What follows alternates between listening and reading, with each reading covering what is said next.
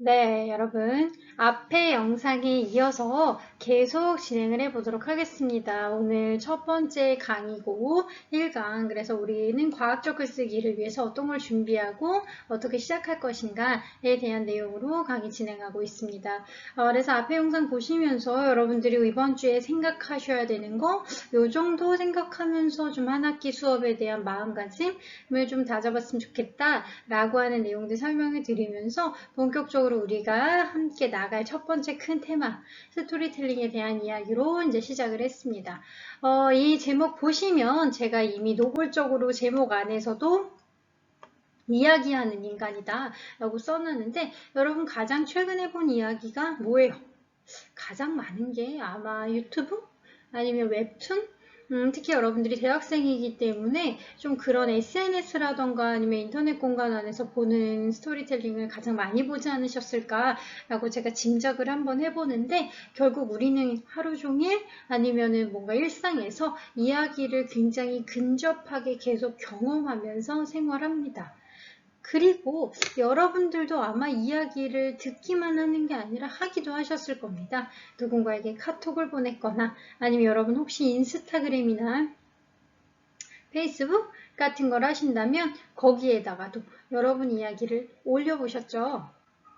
결국 우리는 하루 종일 생활을 하면서 과연 이야기와 하루라도 절연된 상태로 관련 없는 상태로 사는 날이 있는가 생각을 해보면 하루 종일 이야기를 스스로 하기도 하지만 원튼 원치 않든 이야기에 노출되기도 합니다. 그래서 이야기하는 인간이 뭐지? 이런 얘기야. 그러면 좀 더 이야기하는 인간이라는 거 언제부터 어떻게 시작된 거지? 그리고 우리는 어쩌다가 이야기를 이렇게 일상적으로 하게 된 거지? 라고 하는 내용 좀 정리를 해볼까 합니다. 제가 거창하게 인간이다 라고 하는 단어도 썼는데 여러분 아시겠지만 인간을 정의하는 용어들이 굉장히 많습니다. 물론 우리가 인간의 정의가 정확하게 꼭 그렇게만 정의해야 하는가 라고 하는 의문이 들기는 하지만 그래서 인간이 가지고 있는 다양한 속성 이런 것들을 좀 정의한 용어들이 많죠. 그래서 오늘 제가 우리가 인간으로서 인간을 정의하는 용어들이 뭐가 있을까 몇 가지 좀 정리를 해봤습니다. 가장 유명한 거 그리고 우리 인간의 학명이죠. 그러니까 가장 좀 예전에 만들어졌던 가장 중요한 인간의 학명은 호모사피엔스입니다. 여러분 아실 겁니다. 원래는 더 정확하게 현생 인류의 학명은 호모사피엔스 사피엔스지만 줄여서 우리가 보통은 그냥 호모사피엔스다 라고 얘기를 하죠. 여러분 호모사피엔스는 무슨 뜻이에요? 그쵸? 이 정도는 뭐 우리가 상식적으로 다 알고 있는 거지만 뭔가 지혜로운 인간, 이성적 인간, 뭐 생각하는 인간, 어쨌든 딴 것보다 이 머리를 쓴다는. 그래서 그게 인간에게는 정말 중요한 아이덴티티구나 라고 하는 걸 알 수 있는 인간의 학명이 호모사피엔스입니다. 저는 이 호모사피엔스라는 말 들을 때마다 정말 약간 교면적기도 하고 아니면 좀 쑥스럽기도 하고 좀 재미있기도 합니다. 인간은 그러니까 학명을 다른 종이 지어준 게 아니라 인간은 다른 종들에게도 학명을 지어주잖아요. 다른 종들의 학명을 지어주고 또 같은 인간 계열인 다른 종들에게도 뭔가 뭐 호모 에렉투스라든가 아니면 네안데르탈인이라든가 이렇게 보통은 발생지, 공간 개념을 위주로 학명을 지어주는데 호모사피엔스라는 뜻은 지혜롭다, 똑똑하다, 이성적이다 이런 뜻이잖아요. 이걸 볼 때마다 인간은 스스로의 어떤 지혜와 이성을 자신의 중요한 아이덴티티로 생각을 하는 거구나. 자기 자신의 학명에게 똑똑하다라고 붙이다니 정말 약간 쑥스러운데? 라는 생각. 그러니까 여러분도 자기 자신한테 나는 예쁜 사람이야 아니면 나는 똑똑한 사람이야 아니면 나는 운동을 잘하는 사람이야 이렇게 뭔가 좀 과신하는 그런 학명 같아서 가끔은 좀 겸연쩍다. 나도 호모사피엔스지만 이런 생각을 하게 되는데 바로 거기에 인간의 아이덴티티가 있는 게 맞습니다. 인간은 자신의 경쟁력으로 삼은 게 다른 게 아니라 자신의 이성이었습니다. 사실 우리가 신체적인 특징으로는 호랑이나 사자 아니면은 그렇게 대단하게 무서운 좀 용맹한 맹수가 아니더라도 하물며 코끼리나 하마조차 이길 수가 없죠. 우리는 무기를 갖거나 아니면 협업을 하지 않는 한 그렇게 많은 동물들에게는 신체적인 능력이 너무 떨어지는 건 맞습니다. 하물며 인간의 피부도 외부의 사소한 작은 자극에도 금방 상처가 생기고 또 인간의 여러 가지 근력 아니면 인간의 신체적 능력은 다른 동물에 비해서 현저히 낮은 것이 맞습니다. 그럼에도 불구하고 인간이 이 지구상에 이렇게 뭔가 주인의 역할을, 주인의 노릇을 스스로 하겠다라고 우리가 뭔가 만물의 영장이다라는 이 말 역시 이 말 자체도 좀 쑥스럽고 겸연쩍은 말이지만 스스로가 만물의 영장 노릇을 할 수 있는 경쟁력은 사실은 이성에서 나오는 게 맞죠. 아마 여러분도 아실 겁니다. 제가 좀 전에 도구를 사용하거나 협업을 하지 않으면 이라는 말을 했는데 도구도 머릿속으로 생각해서 나온 거고 협업을 한다는 것도 언어라는 개념을 만들어서 같은 소통을 하고 동시에 집단적인 의식과 집단적 욕망을 가지고 같이 이야기해서 같이 호랑이 사자, 맘모스, 메모드 이런 것도 잡은 우리가 예전에 애니메이션이라는 거 보면 그렇게 덩치가 큰 짐승도 잡아서 우리의 어떤 하나의 생존에 유리하게 만들었던 이유는 당연히 인간의 이성에 있는 게 맞습니다. 다시 말해서 역으로 얘기하면 우리가 달리기를 못한다고 해서 인간이 아닌 것도 아니고 아름다움도 인간의 기준은 아닙니다. 보통 아름답거나 아니면 그런 외모를 통해서 삶을 영위하는 종류의 동물도 있죠. 여러분이 가장 흔한 건 개고양이 같은 거. 그래서 개나 고양이는 귀여움이라던가 그런 어떤 누군가한테 보호 본능을 자극하는 외모를 통해서 인간에게 기생해서 살아온 게 맞습니다. 근데 사실 인간의 경쟁력은 아름다움에 있지도 않죠. 꽃이나 그런 강아지 고양이처럼 아름답고 귀여워서 생존하는 것도 아닙니다. 그렇다면 인간의 경쟁력은 정말 이성에 있는 게 맞죠. 지금까지 이 미력한 이런 어떤 별거 아닌 신체성을 가지고 있는 인간이 여기까지 유지가 되면서 문명을 여기까지 성장시킬 수 있었던 원동력은 인간의 이성에 있습니다. 다시 말해서 우리의 뇌에 있죠. 근데 여기서 맹점은 우리의 이성과 뇌가 보이지 않는다는 겁니다. 그렇다면 이거는 우리의 어떤 이성 아니면 우리의 공통된 우리가 아까 협업을 하거나 우리의 이성이 어떻다라고 주장할 수 있는 방식은 서로 소통을 하고 이야기를 하는 것밖에 없죠. 자, 여기에도 바로 이야기하는 인간은 어디에서부터 출발하는가? 바로 호모 사피엔스. 이야기를 만들어내고 할 수 있고 이야기를 서로 소통할 수 있는 메커니즘, 코드, 쉽게 말하면 언어적. 이런 미디어를 만들어낼 수 있는 인간의 지능에서부터 인간의 경쟁력은 시작합니다. 그게 바로 호모 사피엔스죠. 자, 그 다음 제가 지금 이렇게 말씀드리는 여러 가지 인간의 아이덴티티 순서는 이 학명이라고 해야 되나? 이 특징적인 이름이 발생한 순서입니다. 호모 사피엔스라는 학명은 예전에 붙여졌죠. 가장 먼저 그 다음에 호모 루덴스라는 개념이 있습니다. 여러분 사피엔스는 많이 들어보셔서 알겠지만 루덴스 개념은 조금 생소하실 수도 있습니다. 그런데 이 루덴스도 굉장히 유명한 개념입니다. 요한 호이즈냐라는 학자가 1930년대쯤, 그러니까 벌써 지금으로부터 100년 가까이 됐죠. 그렇게 오래전에 만든 인간의 아이덴티티를 담은 일종의 어떤 상징적인 표 같은 얘기입니다. 그래서 어떤 말인데, 루덴스는 즐기는 인간, 흥미로운 인간이라는 뜻입니다. 다시 말해서, 그래, 인간은 호모 사피엔스인 거 알겠어. 인간의 경쟁력, 인간의 이런 여러 가지들은 머리에서 나오는 건 줄 알겠어. 근데 이제 20세기가 되면, 지금은 21세기죠. 20세기가 되면서 호이즈냐라는 사람은 인간의 본질 중에 근데 인간은 진짜 노는 거 좋아해. 라고 하는 개념입니다. 그래서 여러분 호모루덴스 검색해보면 많이 이 개념 나올 텐데 노는 인간이란 뜻입니다. 자, 제가 이 개념 왜 가져왔냐? 여러분 똑같은 시간 앉아서 지금 제 강의를 듣는 것도 똑같은 시간 앉아서 컴퓨터나 노트북 앞에서 듣고 계시겠지만 똑같은 시간 1시간입니다.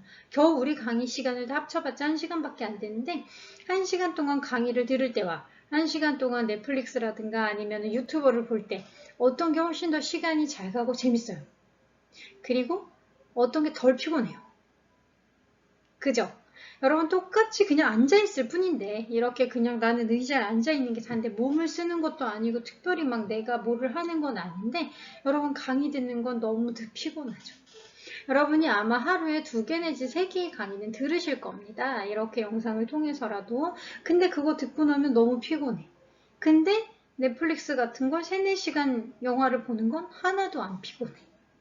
바로 그런 거에서 호이징야는 인간은 기본적으로 일하도록 되어 있지 않고 놀도록 되어 있다. 인간의 아이덴티티는 재미와 흥미를 찾아가는 데 있다 라고 하는 것들을 발견을 합니다. 그래서 호모 루덴스다 라고 하는 개념을 처음으로 정립하죠. 그래서 여러분 만약에 이렇게 앉아 계시다가 제 영상을 열심히 보시겠지만 자기도 모르게 핸드폰에 자꾸 신경이 쓰인다거나 이걸 자꾸 클릭해보고 싶은 건 여러분도 모르게 뭐 인스타그램 뭐 새로 소식 올라온 건 없나? 아니면은 뭐 연락 온 데는 없나? 아니 뭐하지? 나도 모르게 내 의식이 계속 흥미와 재미, 여가를 쫓게 되죠. 근데 그러면 교수님은 당연한 거 아니에요? 그럼요. 근데 대단 중요한 건 이 당연한 게 인간의 기술과학과 문명을 여기까지 발전시켰다는 거죠. 여러분 혹시 아이패드 있으십니까? 뭐 아이패드가 아니더라도 태블릿 PC. 가만히 보면 공부 열심히 하거나 우리가 일을 잘하기 위해서 그런 기계와 맞아. 여러분 공학도가 많으시죠? 지금 이 수업을 듣고 있는 공학이나 기술력이 인간의 어떤 일과 인간의 생산성을 발전시키는데도 당연히 큰 영향을 미쳤지만 대부분 뭐예요? 우리가 이런 양질의 기술력, 발달된 과학기술을 가지고 하루 중에 가장 많이 하는 건 노는 겁니다.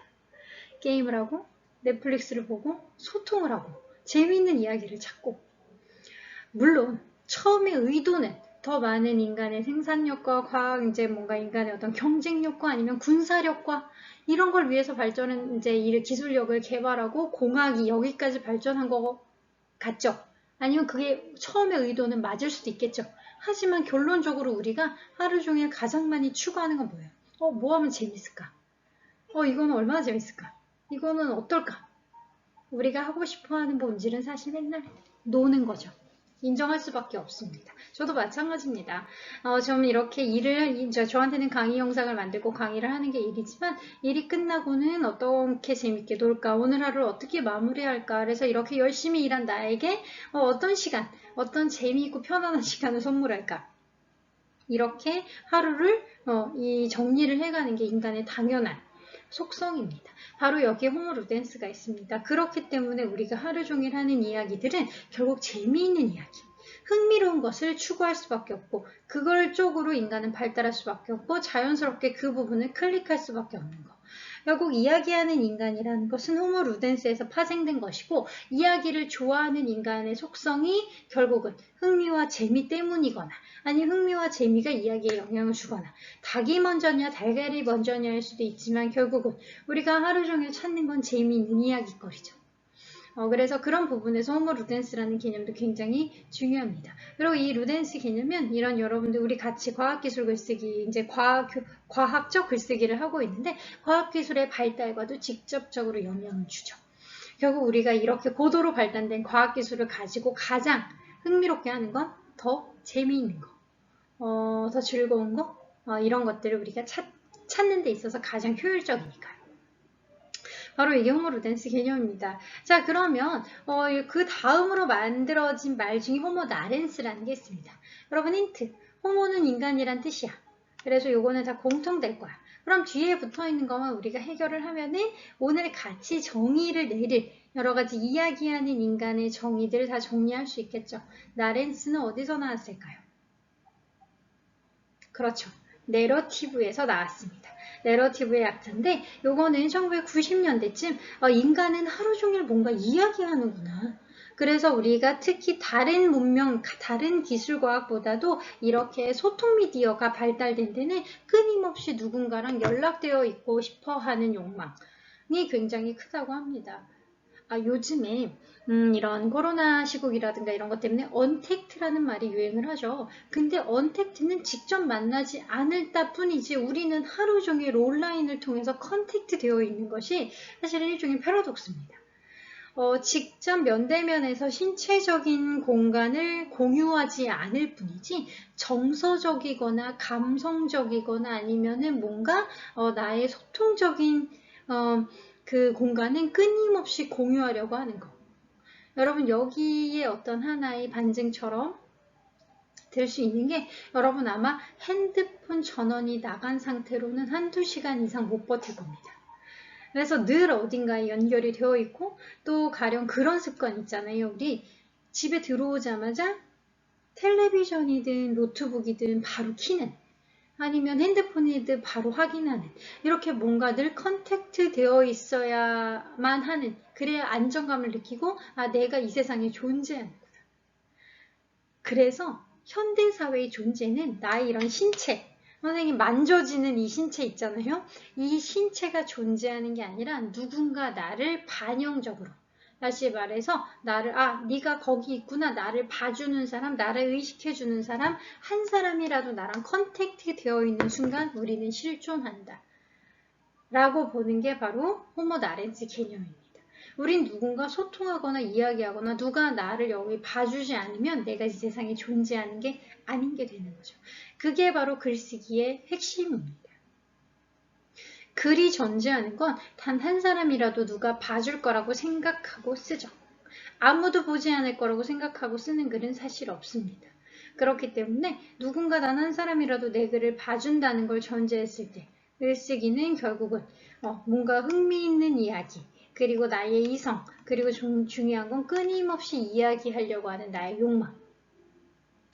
흥미로운 사실은 여러분들이 저랑 이제 저에게 소통을 하거나 이야기를 하는 것들은 하지 않는다 하더라도 아무도 강제하지 않거나 수업 시간에 강요하지 않아도 끊임없이 친구들이랑 카톡하고 인스타그램하고 페이스북을 한다는 사실이죠. 지금은 이렇게 영상을 통해서 수업을 하지만 원래는 이제 강의실 수업을 진행을 하잖아요. 강의실에서 제가 여러분들한테 계속 부탁합니다.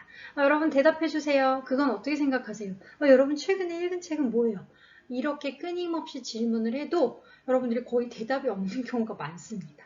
그냥 뭔가 좀 부끄럽고 낯설고 대답을 해도 되나? 아니면 해도 되나? 이렇게 대답을 잘 안 하는데 근데 그 와중에 카톡으로는 끊임없이 누군가와 소통을 하죠. 그게 바로 사실은 다소 좀 모순적인 지점이긴 해도 수업 시간이든 그렇지 않든 우리가 이야기하는 것 자체를 싫어하는 건 아니라는 거죠. 끊임없이 누군가 연결되어 있으려고 하고 소통하려고 하고 그게 바로 호모 나렌스입니다. 자, 그러면 그 다음에 만들어진 개념은 뭘까요? 따란! 여러분 한번 맞춰보세요. 호모 비르투엔스입니다. 이 단어는 어디서 왔을까? 충분히 예상과 짐작이 가능할 겁니다. 비르투엔스 어디서 왔을까? 그쵸. 가상적 인간이라는 뜻입니다. 가상인간이라는 뜻인데 그래서 우리가 사실 이렇게 최근 들어서 소통을 하거나 또 제가 좀 전에 언택트라는 얘기를 했는데 우리가 소통을 하거나 이야기를 할 때 실제 어떤 이제 물리적인 신체성이라든가 같은 공간을 공유하는 게 아니라 가상적인 공간과 웹상에서 서로 소통하고 이야기하고 연결되고 관련되려고 하는 속성을 그래서 이거는 21세기 이후에 만들어진 신조어입니다. 제가 지금 파생된 순서대로 설명을 해드리고 있다고 했는데 시기적으로 보면은 그래서 최근 들어서는 실제로 내가 직접 만나는 게 아니라 가상 공간을 통해서 이야기하고 소통하고 나 자신을 피드백 받는 것 그게 일상화된 환경을 호모 비르투엔스라고 합니다. 쉽게 얘기하면 우리가 여러분 좀 전에 제가 얘기했던 여러 가지 스토리텔링 매체 있잖아요. 뭐 광고든 영화든 드라마든 아니면 뭐 게임이든 이런 여러 가지들을 직접 그 안에 들어가서 하는 게 아니라 우리가 다 웹상에서 온라인 상에서 소통을 하게 되고, 하물며 요즘은 친구들과 관계를 맺고 어떤 사회망을 구축하는 것도 뭐 직접 하는 경우도 있겠지만 이 가상 공간을 통해서 끊임없이 연결되어 있구나라고 생각을 합니다. 그래서 카톡으로 좀 자주 소통을 해야 친구인 거고, 아니면 뭐 꼭 카톡이 아니더라도 서로 SNS의 친구로 연결이 되어 있으면 조금 남다르게 우리가 친구 사이가 되는 거고, 이렇게 직접 만나서 관계를 형성하는 게 아니라 그 웹상에서 이제 인터넷상에서 이렇게 가상적으로 나를 드러내는 방식, 이런 새로운 이야기성을 가지고 있는 인간을 호모 비르투엔스다라고 새롭게 규정을 했습니다. 자, 이런 개념들이 사실은 그래서 우리가 어떤 인간을 규정하는 그 어떤 개념도 이야기를 한다는 인간의 속성에서 벗어나는 경우가 없죠.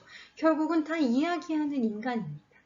우리의 어떤 이성은 이야기와 언어를 통해서 겉으로 표출되고, 결국 흥미와 재미를 이야기를 통해서 찾고, 그래서 결국은 우리가 끊임없이 이야기하고 소통하는 호모나렌스. 근데 그 소통의 개념이 최근 들어서는 가상적인 어떤 이런 웹상으로 전이되었기 때문에 이걸 얘기하는 호모 비르투엔스까지. 자, 순서대로 결국은 여러분도 보시겠지만 직업, 시대, 공간, 민족, 교육, 성별, 인종 상관없이 결국 모든 인간은 하루 종일 끊임없이 이야기하고 싶어 하는구나를 우리가 알 수 있게 됐죠. 자, 이 마지막 개념은 시뮬라르크 개념인데 이건 조금 어려울 수 있습니다. 이건 나중에도 추후에 또 설명을 드릴 건데 시뮬라르크 역시 우리가 비르투엔스랑 관련이 되는 겁니다. 가상 공간에서 내가 진짜 나가 아니라 현실이다 라고 믿고 있는 실체가 원래 진짜 실체가 아니라 우리가 만들어낸 어떤 하나의 믿고 있는 가상적 구조, 가상적 세계, 이런 개념입니다. 그래서 요거까지 설명을 해드리면 너무 장황하고 어려울 듯해요. 요거는 천천히 앞으로 수업을 하면서 계속 같이 공부를 나갈 겁니다. 결국 우리는 이렇게 하루 종일 끊임없이 얘기하는 사람이구나. 머릿속으로 떠오르는 모든 것도 언어로 스토리텔링 구조를 가지고 이야기를 하는구나 라고 하는 걸 깨달을 수 있었죠. 그래서 미래학자 롤프 옌센은 이걸 드림 소사이어티다 라고 얘기했습니다. 우리가 1차 혁명, 2차 혁명, 3차 혁명의 시대가 끝나고, 그렇죠. 여러분 3차 혁명이 정보화 혁명이죠. 여러분 요거는 아마 그 사회 시간에 다 배우셨겠지만 1차 혁명인 농업혁명, 2차 혁명인 그 산업혁명, 3차 혁명인 정보화 혁명의 시대가 끝나고 이제 4차 혁명. 다시 말해서 꿈을 파는 시대가 도래했다. 자, 바로 그겁니다. 이제 우리는 단순히 소통 도구가 필요해서 핸드폰을 사는 게 아니라 삼성이어도 되고 LG여도 되고 블랙베리여도 되지만 왜 애플을 삽니까? 거기에는 우리가 이거를 갖고 싶은, 뭐 애플이 아니어도 돼요. 여러분 만약에 삼성이라면 왜 삼성을 사요? 뭔가 내가 물건을 선택할 때 아니면은 뭔가 이제는 단순히 정보가 다가 아니라 갖고 싶도록 하는 것. 내가 그걸 욕망하도록 하는 것. 그게 바로 꿈과 감성이죠. 그럴싸하게 그걸 담아내는 것. 그래서 또 이제 미래학자, 사실 미래학자라는 개념이 좀 모호한데 크게 보면 사회학자입니다. 근데 이제 미래를 예견한, 사회학적으로 미래를 예견하는 건 정말 어려운 일이지만 그 롤프 옌센이 이제는 앞으로는 단순한 상품이나 서비스, 저는 사실은 크게 보면 서비스 업종이죠. 이제 저희 지식을 하는 거기 때문에. 근데 이제는 재화를 생산하는 2차 산업인 상품, 아니면은 지식 기반의 서비스 산업이 아니라 이제는 그 안에 뭔가 그럴싸하게 남들과 다르도록 느껴질 수 있는 그런 드림 소사이어티 사회가 도래할 것이다 라고 예견을 했죠. 근데 이 예견이 이미 20년 전에 한 예견인데 지금 사실 우리가 어느 정도 이 예견이 맞았는지 틀렸는지 확인을 할 수 있게 되었죠. 여러분 판단에 맡기도록 하겠습니다. 그래서 이제는 뭔가 내가 저걸 갖고 나 저거 하고 싶어, 갖고 싶어, 저거 보고 싶어, 궁금해. 저건 어떨까? 라고 생각해서 나의 어떤 호기심, 아니면 나의 욕망, 아니면 나의 욕구를 자극하는 어떤 그런 꿈과 감성. 그걸 담아내야 된다라고 얘기를 했습니다. 그래서 이 경험경제라는 말을 했는데 여러분들이 이거는 그냥 크게 이제 뭐 기억하지 않으셔도 상관없지만 경험경제의 핵심 키워드는 다양성, 원형, 진실성. 경험경제다라고 하는 거는 내가 그냥 막연히 필요라든가 아니면 기술력만을 가지고 구매를 하는 게 아니라 그 안에는 나의 어떤 향수를 자극하는 것. 그래서 최근 들어 레트로라든가 아니면은 과거의 나의 추억이라든가 뭐 이런 얘기 많이 하잖아요. 근데 레트로와 추억, 과거가 유행하지 않았던 때는 없습니다. 그만큼 사람들은 내가 예전에 먹었던 맛, 아니면 나의 어떤 추억을 자극하는 아이템, 아니면 그 기억과 어떻든 그 시간을 다시 보관하고 유지하고 내가 느낄 수 있도록 해주는 그런 물건, 그런 것들이 중요한 사회가 되었고, 그 경험경제의 키워드는 다양성, 원형, 진실성이다 라고 하는데 이건 사실 굳이 꼭 기억하지 않으셔도 됩니다. 경험경제라는 말이 어떤 말인지 여러분한테 설명해 드리려고 좀 부가 설명을 한 겁니다. 그래서 이제 제가 오늘 힌트를 계속 드린 겁니다. 오늘 과제 힌트. 우리는 공대생이야. 그리고 나는 작가라던가 아니면 글쓰기를 취미로 하지도 않아. 그럼에도 불구하고 우리는 이 수업을 왜 들어야 되지? 아니면 앞으로 이 수업에서는 뭐를 배우지? 아니면 우리는 또 글쓰기를 떠나서 일단 글을 왜 읽지? 여러분들은 아마 이렇게 이 강의를 보고 있는 현재 학생 중에는 이런 생각을 하는 학생도 있으셨을 겁니다. 선생님, 저는 평상시에 전혀 독서에 관심이 없어요. 선생님, 전 글쓰기도 싫어해요. 귀찮아요. 근데 그런 학생들이 만약에 있다면 제가 질문을 드리는 겁니다. 진짜 글을 읽거나 글을 쓰는 거 싫어하는 거 맞는지, 정말 최근에 그 어떤 곳에도 글을 읽지 않고 쓰지 않았는지, 진짜 여러분들이 글 쓰는 걸 싫어하고 읽는 걸 싫어했는지 그 질문을 다시 드리는 겁니다. 이번 주 한 주에는 여러분들이 진짜 나 글 쓰는 거 싫어하는 사람이 맞았나? 나 진짜 글 읽는 거 싫어하는 사람이 맞았나? 이 생각하면서 나 가장 최근에 본 글이 뭐지? 나 아무도 강요하지 않았는데 이렇게 글을 많이 읽고 있었다니. 나 아무도 나한테 과제도 아니고 숙제도 아니고 알바도 아닌데 내가 하루 종일 글을 이렇게 많이 쓰고 있었다니. 도대체 글쓰기가 뭐길래? 이런 본질적 질문을 여러분 해결해 보시면 되는 겁니다. 자, 이제 제가 여기다 연습 문제라고 했는데 오늘 수업은 이걸로 마무리를 할 겁니다. 자, 근데 제가 간단하게 오늘의 수행과제 내드린다고 했죠. 그래서 아마 이미 과제 형식을 먼저, 과제 문항을 먼저 다운받아 보신 학생도 있을 겁니다.